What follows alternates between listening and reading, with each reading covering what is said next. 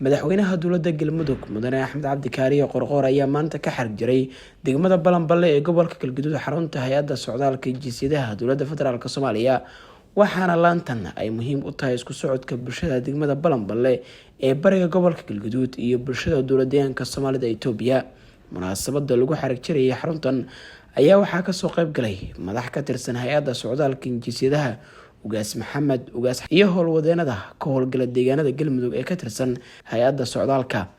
ugu horeyn waxaa munaasabada xarag jarka ka hadlay agaasimaha guud ee hay-adda socdaalka jinsiyadaha dowladda federaalk soomaaliya waxa uuna ka warbixiyey muhiimada ay leedahay xaruntan. dhismahan wuxuu ka kooban yahay mataqaana xafiisyo qayb laga soo galo iyo qayb mataqaana bixida intriga iyo mataqaana exitka wuxuu kaloo leeyahay waxay tahay facilitieski loogu talagalay dhammaan oo barxuduudka u yeelan lahay wuxuu kaloo leeyahay waxay tahay solar system hagaagsan oo ku filan meeshaan waxay tahay oo sii kara dabkii loogu baahnaa sii kara runtii dadka deegaanka iyo dowladda federaalka iyo dowlad goboleedka galmudug inta waxa looga baahan yahay waxay tahay inay dhismaan aadka u quruxda badan oo sida fiican loo qalabeeyay inay maaragtay ay gacanta ku wada hayaan.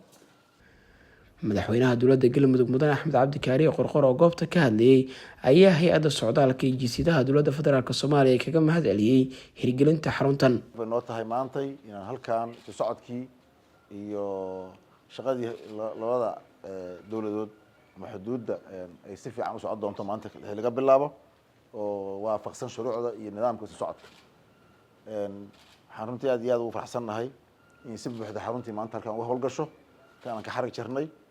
waxaan rajaynayaa xaruntani waxay ka qayb qaadanaysaa sharciyadii iyo nidaamkii isu socodka, waxay ka qayb qaadanaysaa amnigii iyo in aysan wax qaldani isu gudbin ama aysan wax qaldani meesha isu marinin. waxay qayb ka tahay degmada iyo kororkeeda dhaqaale iyo nidaamkeeda horumarineed qayb ka tahay. aad iyo aadan leenahay u bogaadinaynaa.